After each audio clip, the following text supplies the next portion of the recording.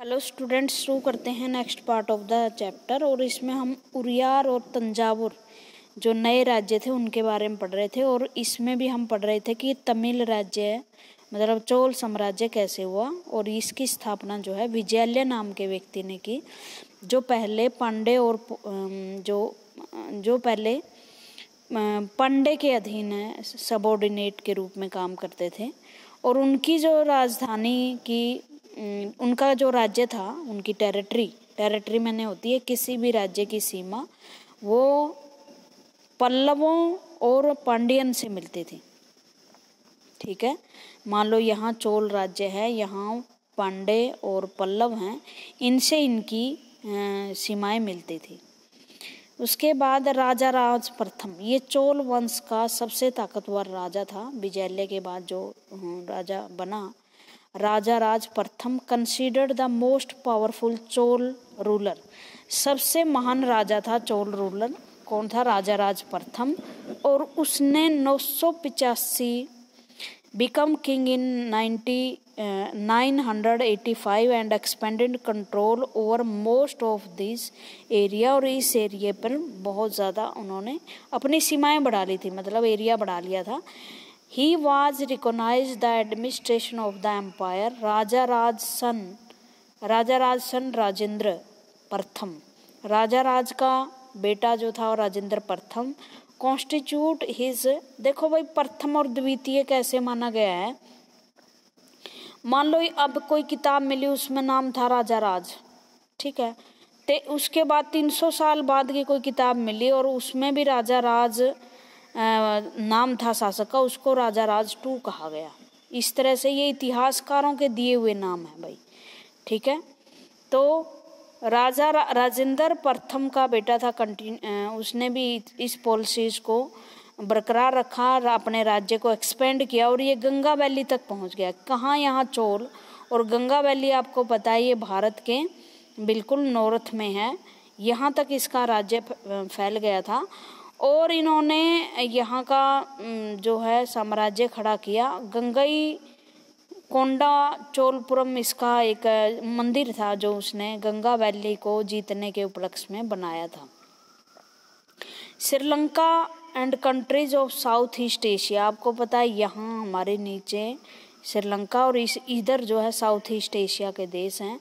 Developing a navy for this expedition, और उन्होंने Asia और साउथ ईस्ट एशिया श्रीलंका से संबंध स्थापित करने के लिए नेवल जो नेवी थी, नौसेना होती है, उसको डेवलप किया।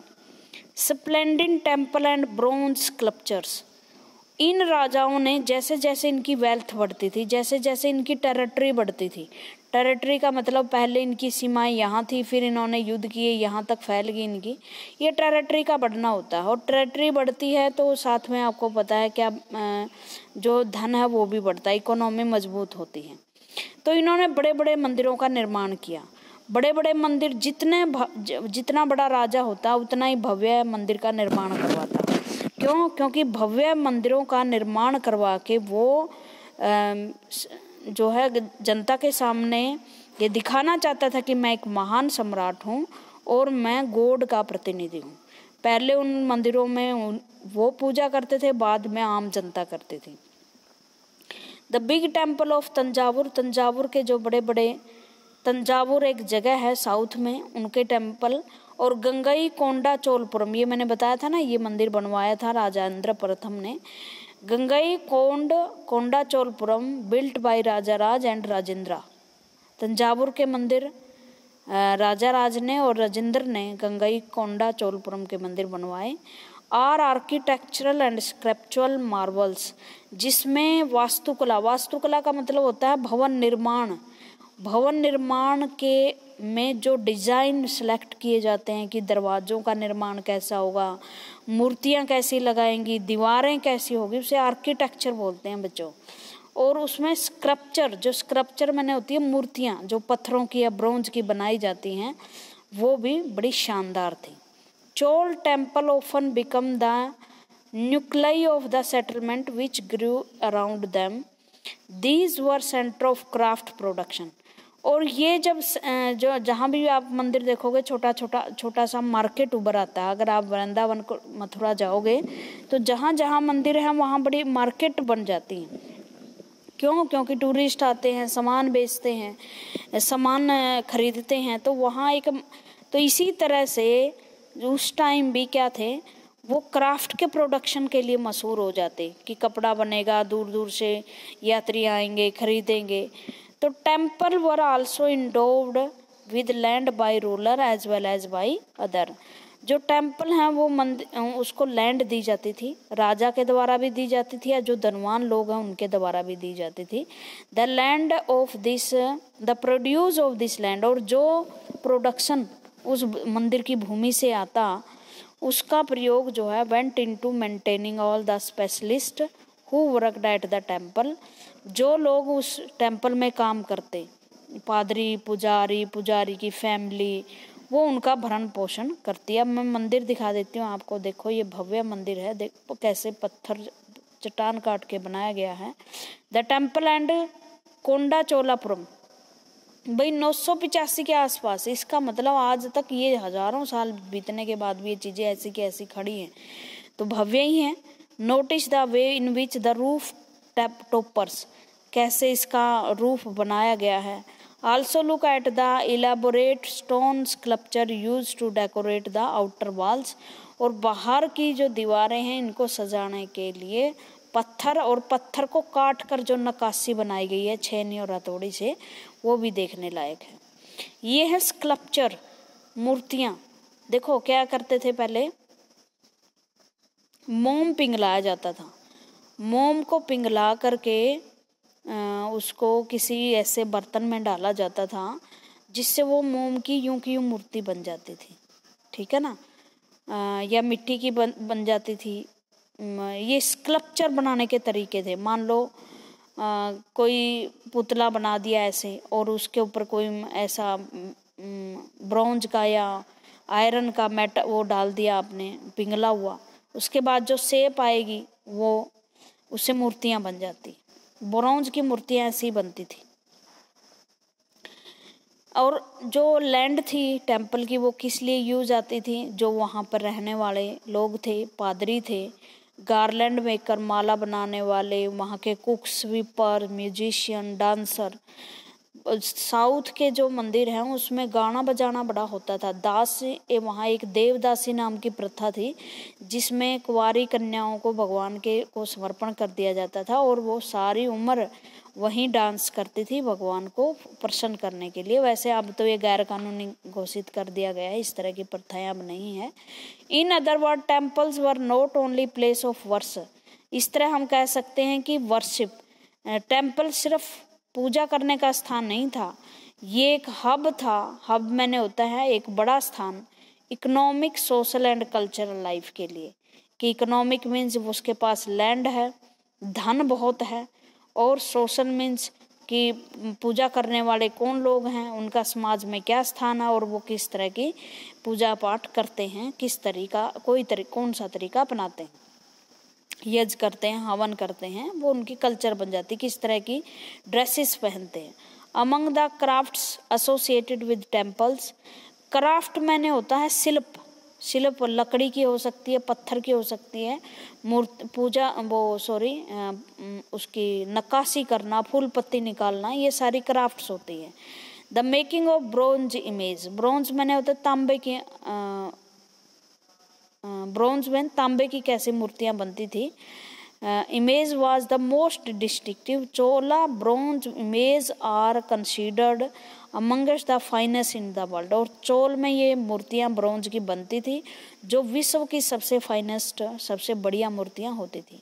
While most images were deities, बहुत सारी इमेजेस है देवी देवताओं की होती थी, डेटीज मैंने देवी देवताओं की होती थी। Some image are made of devotees, और कई बार जो भक्त होते थे वो भी अपनी मूर्तियां बना लेते थे। अब वहाँ की एग्रीकल्चर और इरिगेशन कैसी थी, एग्रीकल्चर मैंने कृषि कैसी थी, और उसके लिए सिंचाई के लिए क्या करते थे लोग। Many of the achievement of the Cholas were made possible through new development in agriculture, agriculture के माध्यम से ही जो चोल राज्य है उसका डेवलपमेंट हुआ है।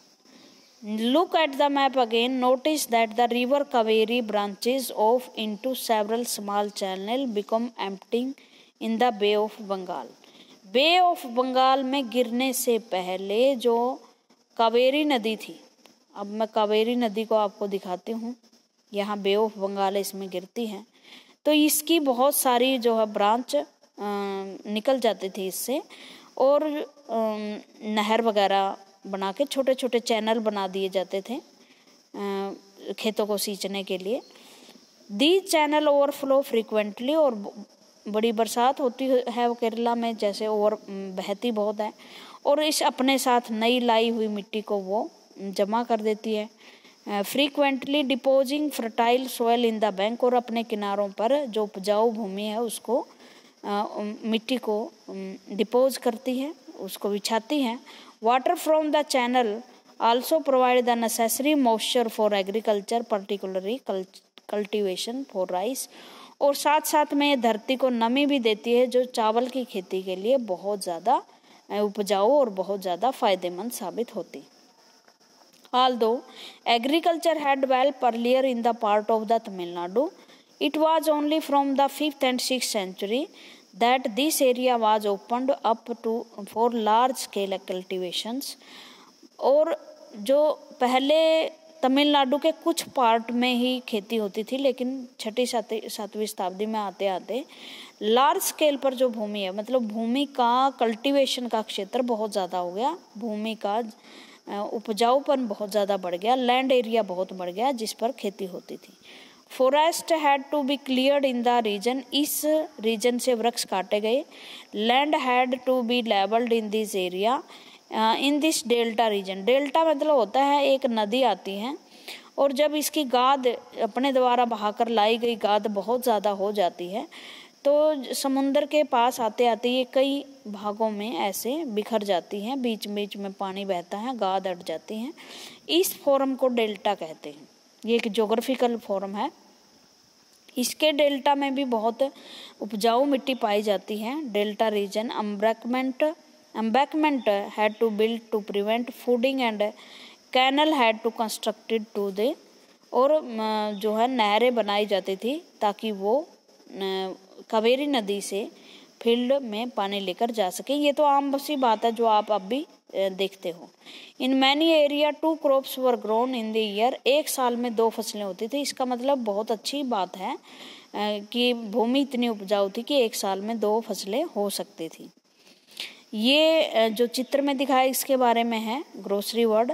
इन द 9th सेंचुरी, 9वीं शताब्दी में सेल्यूगेट इन Tamil Nadu, it regulates the overflow of the water from a tank into the channel that irrigate the field. A sluice gate is traditional or wood metal barrier which is commonly used to control water level and flow rates in the river. ये एक इस तरह का barrier है जो flow को रोकता है, और जब पानी बहुत ज़्यादा होते हैं तो ये पानी खेतों में पहुंचाने में भी काम आता है।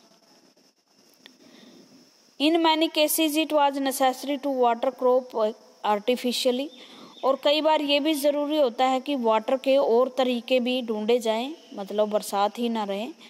ए variety of method were used for irrigation, और इसके लिए मानव ने भी कोशिशें की कि किस तरह से सिंचाई का पानी खेतों में पहुंच सके। इसके लिए उन्होंने क्या किया, इन सच एरिया वेल्स डग, कुएं खोदे गए। In other places huge tanks were constructed to collect rain water, और पानी ज़मीन का पानी कलेक्ट करने के लिए बहुत सारे तालाब खोदे गए। आपको पता है ये धरती लावे की धरती है तमिलनाडु की, सबसे ज़्यादा भारत में तालाबों से खेती तमिलनाडु में होती है। हज़ारों तालाब हैं तमिलनाडु में, और ये पुराना तरीका है, लेकिन दुख की बात ये है कि अब ये तालाब सूखते जा रहे हैं। और पीछे मई जून में इसमें तमिलनाडु में इतना पानी की कमी हो गई थी कि ट्रेन वहाँ पानी की भर भर के गई है, तालाब सूख गए हैं। और इसलिए ज़रूरी है कि हम दोबारा से हमारे जो पुराने तरीके हैं उनको हम रिबिल्ड करें। Remember that irrigation work require planning, planning की ज़रूरत होती है। प्लानिंग का मतलब होता है कि कि कौन कौन सी फसल बोई जाए, कैसी बोई जाए, पानी कैसा दिया जाए, पैसे कितने लगाए जाए, लेबर कैसे लाई जाए। तो इस तरह से प्लानिंग की जाती है। Works require planning, organising labour and resources, ताकि लेबर और रिसोर्सेज का सही ढंग से मैनेज किया जा सके। Maintaining this work and deciding on how water to be shared, और ये डिसाइड किया जाए कि वाटर का प्रयोग कैसे किस तरह से शेयर किया जाए। मोस्ट ऑफ न्यू रूलर्स, बहुत सारे नए रूलर जो थे, as well as people living in the village took an active interest in this activities, गांव और जो राजा थे वो मिलकर इन दीज एक्टिविटीज़, जिसमें प्लानिंग, खेती करना, नहरें निकालना, उसमें इन एक्टिविटीज़ में भाग लेते थे। द एडमिनिस्ट्रेशन, एडमिनिस्ट्रेशन का मतलब होता है प्रशासन। प्रशासन का मतलब क्या होता है, जब सारे सरकारी काम जो गवर्नमेंट ऑफिशियल वर्क करते हैं वो सारे एडमिनिस्ट्रेशन में आ जाते हैं। जैसे आपके ज़िले का डिस्ट्रिक्ट कलेक्टर क्या करता है, ज़मीनों से टैक्स वसूल करता है, ज़िले में हेल्थ फैसिलिटी प्रोवाइड करता है, रोड फैसिलिटी प्रोवाइड करता है। तो ये एडमिनिस्ट्रेशन होता है।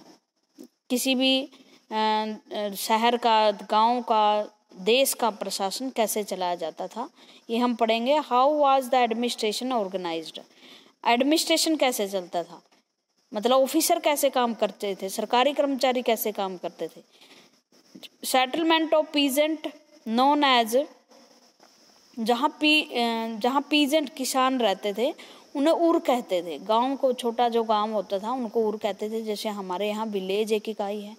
विलेज किस में आता है, ब्लॉक में आता है। ब्लॉक किस में आता है, जिले में आता है। जिला किस में आता है, जिला आता है राज्य में। राज्य आता है देश में। देश आता है दुनिया में। तो इस तरह से उस समय भी प्रशासन क्या था, तो वहाँ गांव को क्या कहा जाता था, जहाँ किसान रहते थे। अब भी आप देखोगे गांव में किसान और लेबर ज़्यादा रहते हैं, तो उसको उर कहते थे। ठीक है। Become prosperous with the spread of irrigation agriculture, और जैसे जैसे सिंचाई के साधन बढ़े खेती के, तो ये लोग बहुत समृद्ध हो गए। ग्रुप ऑफ सच विलेज, ऐसे ग्रुप का जो विलेजेस का ग्रुप हो जाता तो उसे नाडू कहते थे। जैसे आप ब्लॉक कहते हैं 10-15 गांव का, जैसे Uchana block, Jind block, Julana block, इस तरह से उसको नाडू कहते थे। गांव को आप मान लो उर, गांव से बड़ा Nadu. The village council and the Nadu performed several administration function, जैसे गांव की पंचायत बहुत सारे काम करती है गांव के लिए, इसी तरह उस टाइम विलेज काउंसिल होती थी, नाडू की भी काउंसिल होती थी। तो ये बहुत सारे काम करते थे कि गांव का प्रशासन कैसे चलाया जा सके। Several administration function including dispensing justice and collecting tax, जो लोगों से टैक्स वसूल करते थे और न्याय करते थे। जैसे पंचायत न्याय करती है नहीं, अगर गांव में झगड़ा हो जाता है तो उस टाइम ये काम करते थे। Rich peasant of Vellala caste exercise considered control over the affair of nadu under the supervision of central Chola government, और जो किसान बहुत रिच होते वलेला कास्ट के, ध्यान रखना इनके नाम साउथ के हैं, थोड़े से अलग हैं। वलेला कास्ट के कुछ लोग जो बहुत ज़्यादा रिच थे, तो नाडू के सारे अफेयर्स देखते थे, या फिर इनके ऊपर एक चोल गवर्नमेंट होती थी, वो इनके अफेयर्स, इनके एडमिनिस्ट्रेशन को देखती थी। मतलब पंचायत में वलेला व्यक्तियों के लोग थे और वो प्रशासन चलाते थे। बात ये है। The Chola king gave some rich landlords title like, जो रिच लैंडलॉर्ड्स होते थे जिनके पास ज़्यादा ज़मीनें थी और जो लोग राजा को टैक्स वगैरह ज़्यादा देते थे, लोगों को, राजा को घोड़े और सैनिक भी प्रदान करते थे, वो बहुत महत्वपूर्ण स्थान रखते थे राजा के लिए, उनको कुछ टाइटल दिए हुए थे। टाइटल का मतलब होता है जैसे किसी को महाराज कहा जाए, किसी को राजा, महाबलेश्वर, इस तरह से बड़े बड़े टाइटल। जैसे गांव में प्रधान बोल देते हैं, मुखिया बोल देते हैं। मीवू लेव देवलन वैलन और पीजेंट सर्विंग 3 किंग्स, म्यूवे लेव देवलन इनको कहा जाता था, और वैलन और प्रेजेंट, या तो वो किसान होते थे और वो राजा की सर्विस करते थे। और एरियर, या उन्हें एरियर कहा जाता था, जिसका मतलब है मुखिया, chief. As marker of respect, और ये उनकी इज्जत का प्रतीक था। जैसे गांव के सरपंच को सरपंच साहब, प्रधान साहब कह दिया जाता है ना, तो इसी तरह से चीफ को एरियर वगैरह कहा जाता था, जो उनकी शान का प्रतीक था। And entrusted with them with the important office of the state at the centre. उसके बाद है ये कुछ टैक्स हैं। Chola inscription mention several category of land. ये लैंड के भाई लैंड की वैरायटीज़ हैं। जैसे अगर आप उत्तर भारत में हैं तो आप देखोगे बंगर, खादर, खंकर, इस तरह की, और जो है जो बैड लैंड है, अनुपजाऊ भूमि है, इस तरह से समालात वगैरह जैसे होती है, नाम सुना होगा आपने। इसी तरह चोल साम्राज्य में भी कुछ लैंड होती थी जिसका नाम था, एक का नाम था वेला नवेगी। वेला नवेगी वो लैंड थी, लैंड ऑफ नॉन ब्राह्मण पीजेंट्स प्रॉपर्टीज। ब्राह्मणों की नहीं थी, जो नॉन ब्राह्मण से अलग जो पीजेंट किसान होते थे उनकी भूमि को वेला नवेगी कहा जाता था। ब्रह्मादेया ये ऐसी लैंड थी जो राजा के द्वारा ब्राह्मणों को दी जाती थी। सलभोगा वो लैंड थी जो स्कूल की मेंटेनेंस के लिए पुजारियों को दी जाती थी। देवदाना त्रुना मुट्टुकनी ये लैंड टेम्पल को दी जाती थी। पुलिस चंडम ये था जैन इंस्टीट्यूशन।